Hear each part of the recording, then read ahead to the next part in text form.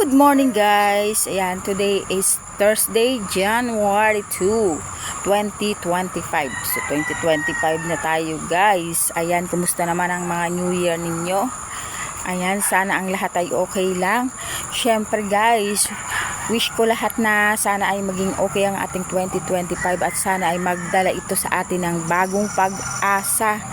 Ayan, syempre at magandang kalusugan para sa lahat. Inyong aking wish para sa ating lahat. So hindi naman natin kailangan mag-wish ng mga kayamanan or mga kung ano-anong bagay. Sa akin napaka-importante guys na mayroon tayong magandang kalusugan. Sa panahon ngayon ang kalusugan ang katunay na kayamanan guys.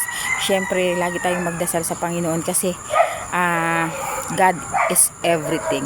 Yun nga guys, yun ang aking paniniwala. God is everything yan. Lahat ng ating pag-aari or meron tayo, lahat yan ay galing sa Panginoong Diyos. Kaya dapat ay hindi natin nakakalimutang magpasalamat sa Kanya. So ayan guys, panibagong taon, panibagong simula na naman ang ating journey. At syempre, good morning sa inyong lahat today.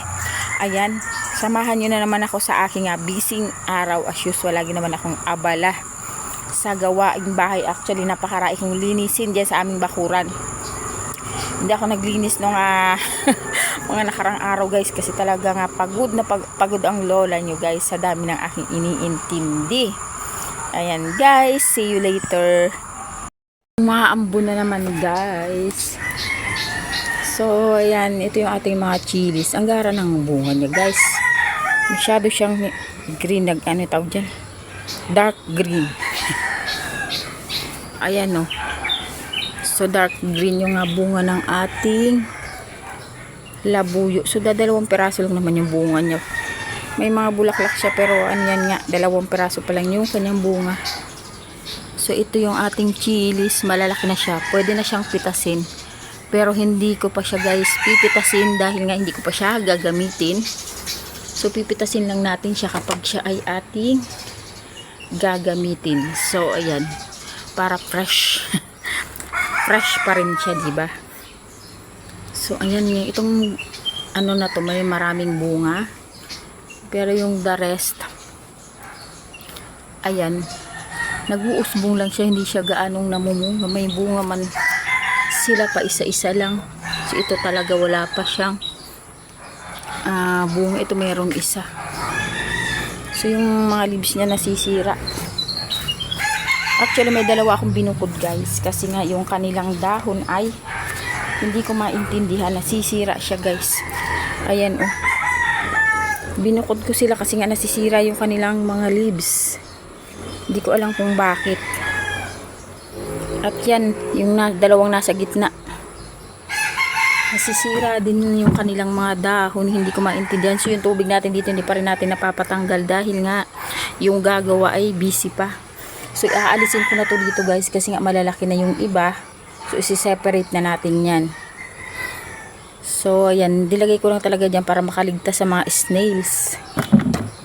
So ang pangit na talaga nitong dekora namin. Pero ayan, yung gagawa kasi guys, yung aking uutosang gumawa niyan ay busy pa. So yan, hindi ko naman kayang gawin yan guys, masyado na akong pagod. Then guys, nagprito tayo ng tilapia sa tanghalian. So ito yung nakalapagluto na ako ng 2. So yan, nagluluto pa ako ng 3 hiwa dyan.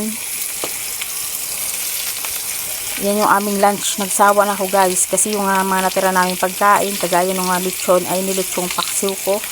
Tapos ito na naman guys ang ulam natin ngayon. Nanawa na ako sa karne kaya mag-isda tayo. So mamaya or bukas ay mamimili ako ng gulay para naman maggulay naman tayo. So ayan, sino pa ba dyan? Shout out sa may mga natirang pagkain dyan hanggang katapusan ng January na ba yung inyong matira-tira dyan. So ito guys, yung mga tira-tira namin pagkain ay meron pa talaga guys, hindi pa nauubos. Ipamimigay ko yung iba dyan para maubos at mapakinabangan kaysa naman sa mapanis lang. Mainit ang araw pero ayan, pero kulimlim pa rin dyan sa kabilang side, maulap. Pero dito ay matindi yung sikat ng araw. Ayan, binilad ko yung aming mga basahan. Kasi guys, naglaba ko ng basahan at hindi matuyo-tuyo ilang araw na. So itong mga manok ng aking kumari ay dito na sa akin nakatira yan. Meron pa dun sa kabilang side. Ayun, kita nyo ba? So, ayan. Ang init ng panahon. Sana bukas ay umaraw dahil tayo ay maglalaba ulit. So, yung mga manok na yan guys, nasasayang lang yung mga itlog dahil kung saan-saan lang sila nangingitlog at nababasa ng ulan. Yung aking sambong guys ay ang kapal na naman niya. So, babawasan ko na naman yan.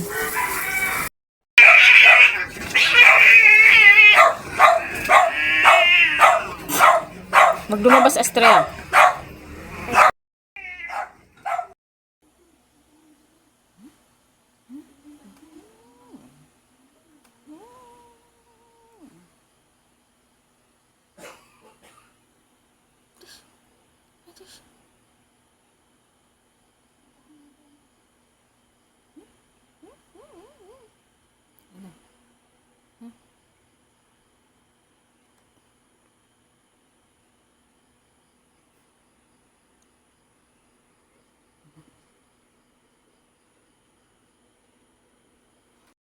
Good morning guys. So ayan, medyo gumaganda na yung ating mga talong.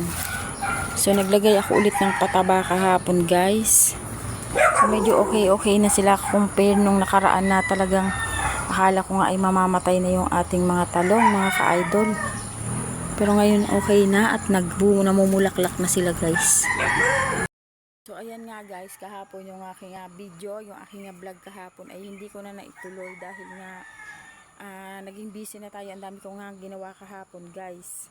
Delivery kasi ng tubig ko kahapon, kaya lahat ng mga lalagyan ko ng tubig ay aking nilinisan. So anong oras na ako natapos guys sa paglilinis ng aking mga lalagyan ng tubig. So hindi na ako nakapag-take ng video guys kasi nga marami pa tayong ibang ginawa. So hindi na ako nag-video kahapon. So ngayon ay January 3 at panibagong araw na naman guys. Yun nga pala guys, sa lahat na nga sumusuporta sa akin, maraming salamat. Hindi nyo lang alam guys kung gaano kalaki yung na itutulong nyo sa akin sa panunood, pag-share at pag-comment sa aking mga post. Napakalaking tulong po nun sa akin. Actually, kasi nagsisikap ako dito sa pag-video sa Facebook. Nahiiyak ako. Pasensya na. Kasi guys, may pinaglalaanan talaga ako ng aking kinikita dito sa Facebook. Pasensya na, nagiging emotional ako.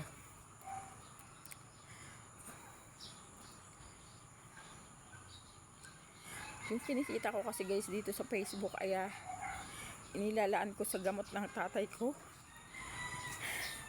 So ayan,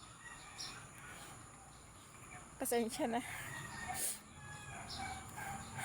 Yung aking guys kinikita dito sa Facebook ay talaga nilalaan ko sa pambili ng gamot ng tatay ko guys, kasi nga medyo nagagamot ang tatay ko, so kailangan talaga ng suporta guys. Kaya sa mga sumusuporta sa akin dito sa Facebook, maraming salamat po. Hindi nyo lang po alam kung gaano kayo nakakatulong sa akin.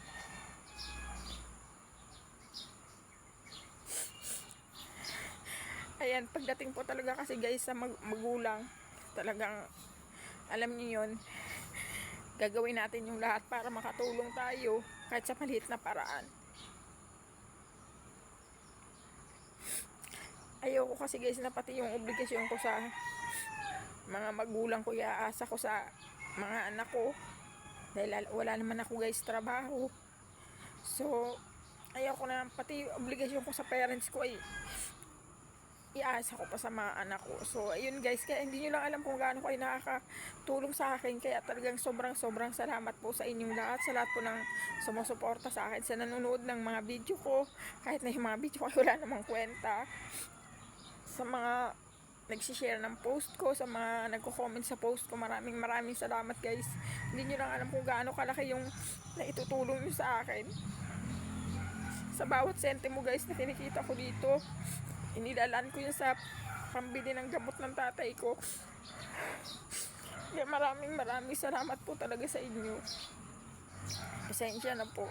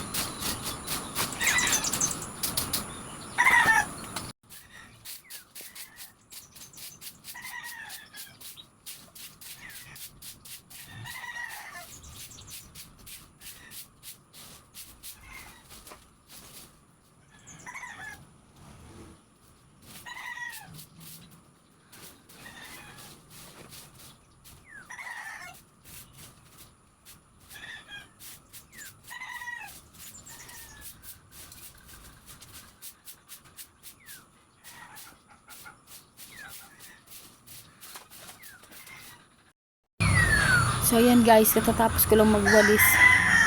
Pasensya na kayo kung nagdadrama ako kanina kasi nga alam niyo yun, medyo mabigat lang talaga guys yung dibdib ko kasi nag-aalaga ako ng magulang ng iba pero magulang ko hindi ko maalagaan dahil nga meron din akong alaga. So hindi ko naman sila pwedeng pagsamahin dito sa bahay dahil nga itong alaga ko rin guys, alam niyo naman, meron siyang Alzheimer.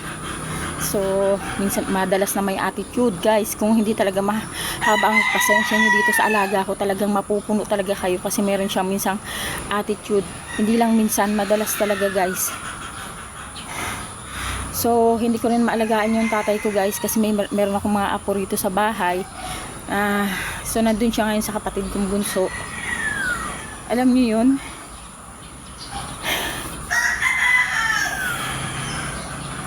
Ako kasi yung tao kasi guys na kung kaya kong pasanin lahat ng obligasyon, lahat ng responsibilidad, gagawin ko. Pero syempre, tao lang tayo, isa yung katawan natin, napapagod tayo. Minsan nauubos din yung pasensya natin guys. Pero hanggat kaya, gagawin natin hanggat kaya. Susubukin natin kayanin. O kasi guys, pagdating talaga sa magulang, iba talaga yung ano ko guys. Kahit na hindi perfecto yung magulang ko, lalo na yung tatay ko guys.